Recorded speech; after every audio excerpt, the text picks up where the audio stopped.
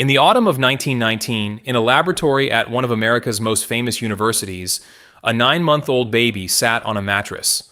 A white rat was placed in front of him. The baby smiled and reached out his little hands to touch it. A few weeks later, the same baby, at the sight of the same rat, burst into tears and crawled away on all fours. No one had hit him. No one had hurt him, at least not physically. Someone had simply taught him something. They taught him fear. On purpose. At the start of the 20th century, psychology was going through a revolution. For centuries, it had dealt with the soul, the will, with whatever happens inside a person. The problem was, none of that could be measured, and a science that wants to be taken seriously needs things it can count and repeat. And then a result came out of Russia that turned everything upside down. Ivan Pavlov was studying salivation in dogs. He noticed something that was meant to be a minor nuisance, but turned out to be a breakthrough. The dogs began to salivate before they were even given food, at the mere sight of the bowl, at the footsteps of the man who fed them. Pavlov began to test this methodically. Just before serving the food, he switched on a neutral stimulus, a sound, for example. After many repetitions, the dog salivated at that sound alone, with no food present. A reflex the animal isn't born with could be created inside it, programmed from the outside. It was a small experiment with enormous consequences. Because if a reflex can be manufactured in a dog, a question arose that no one had yet dared to answer. What about humans? Can we be programmed too? And is what we consider our own really ours at all? In America, John Watson decided to answer. A figure hard to do justice to today because he was brilliant and ruthless at once.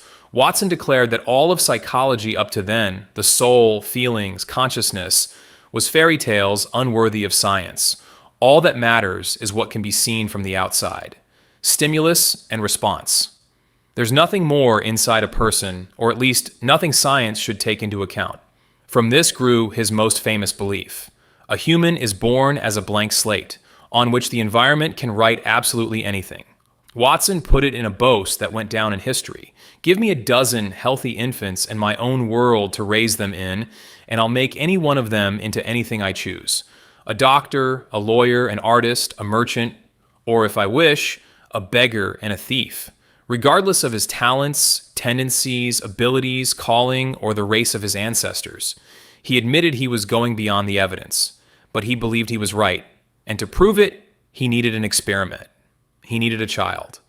He found one right nearby.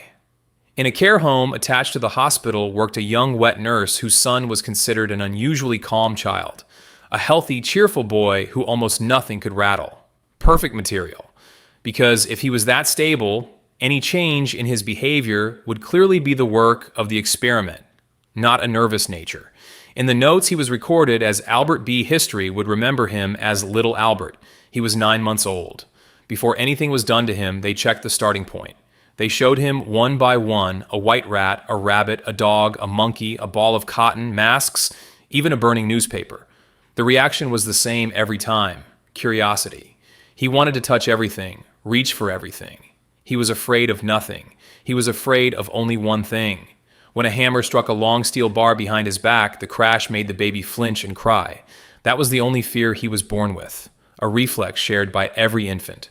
And it was exactly that one fear they decided to use as a tool. 2 months later, the real experiment began. The design was simple and cruel in its simplicity. Albert sits on the mattress. They hand him the white rat. The child, as always, reaches out to pet it, and at that very moment, behind his back, comes the strike on the steel bar. A crash like a gunshot. The child flinches, topples onto the mattress, cries, a short pause, and again. Rat. Reaching hand, crash. Every time the same association, driven deeper. Soft, white, alive means pain in the ears. 7 repetitions were enough, spread over 2 days. Then the rat was presented with no sound at all. And at the mere sight of it, Albert burst into tears, turned, and crawled away so violently that the assistants barely caught him before the edge of the table. No strike was needed anymore. The rat alone was enough. The fear had been installed. Watson had his proof. Emotion, the most personal thing we know, can be learned like a reflex. Exactly the way Pavlov's dog learned the bell. A human really was a slate on which fear could be written. But then something happened that wasn't in the plan, and it turned out to be more important than the experiment itself. 5 days later, they tested how far this fear reached. Albert was afraid now of more than just the rat. He was afraid of the rabbit, which had never been paired with the crash, afraid of the dog, of a fur coat, of a ball of cotton. He turned away in tears from a Santa Claus mask because it had a white, furry beard. He reportedly even recoiled from the gray hair of one of the researchers. No one taught him this. They had written into him a fear of one thing, and the child's brain spread it, on its own, onto everything white, soft, and furry.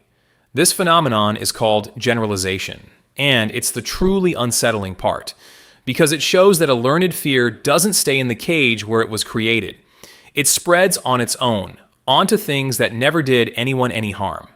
And this is where most tellings of little Albert end. A cruel experiment, an important discovery, darker and less ethical times. A shame about the child, but at least it taught us something.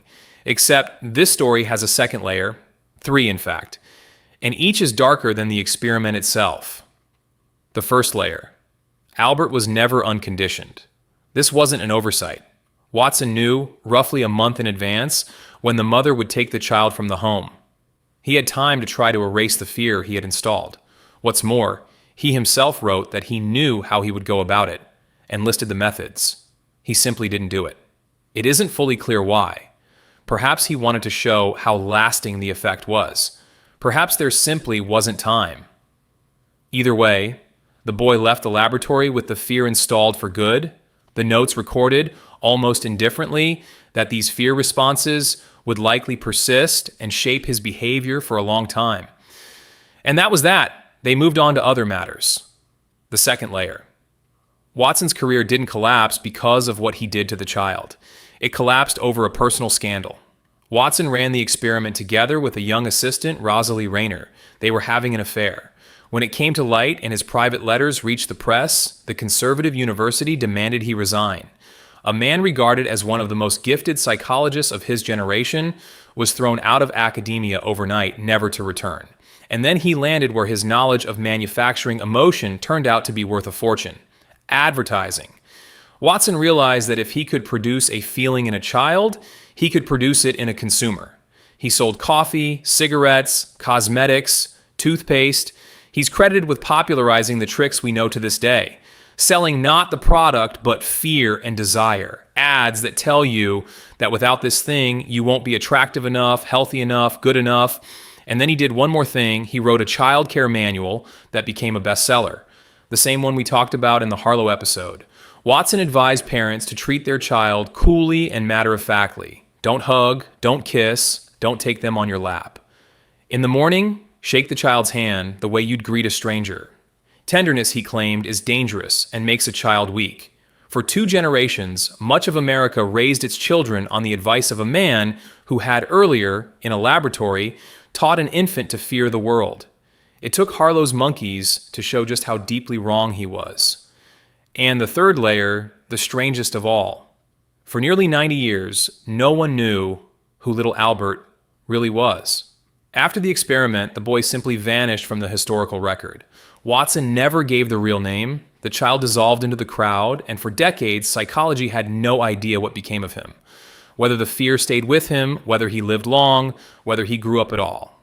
Until a group of researchers set out to find him, digging through old hospital payrolls, census records, files, and family photographs compared against footage from the experiment. 2 candidates emerged. And this is the most shocking part. The first trail led to a boy who died at the age of 6, a few years after the experiment, of hydrocephalus. Worse, evidence surfaced that he may not have been the healthy model child Watson presented him as, and that Watson may have known about his problems. If that's true, the whole famous experiment would stand on even shakier ground, and its cost would be higher still. The second trail led elsewhere, to a man who lived to 87 and never had any idea he might be the most famous infant in the history of psychology. His family remembered one striking thing about him. For his entire adult life, he couldn't stand animals. He avoided dogs, cats, anything furry. No one in the family knew why. Science still argues over which of them was the real Albert. But in the end, it doesn't matter. because neither of them chose his role, and neither knew about it. One perhaps carried that fear to an early grave.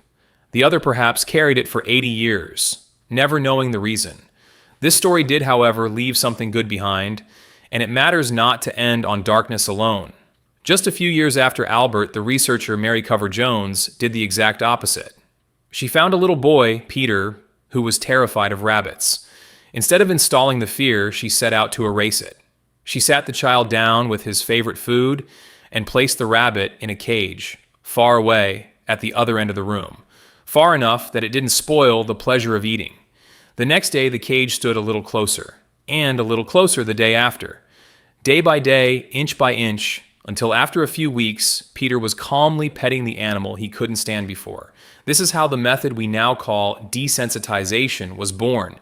It's the foundation of phobia therapy used to this day all over the world. Someone afraid of flying, heights, or spiders goes through the same path as Peter. Small steps in safe conditions until the fear loses its power. It turned out that a fear you can install in a person, you can also uninstall. By the same logic, only reversed.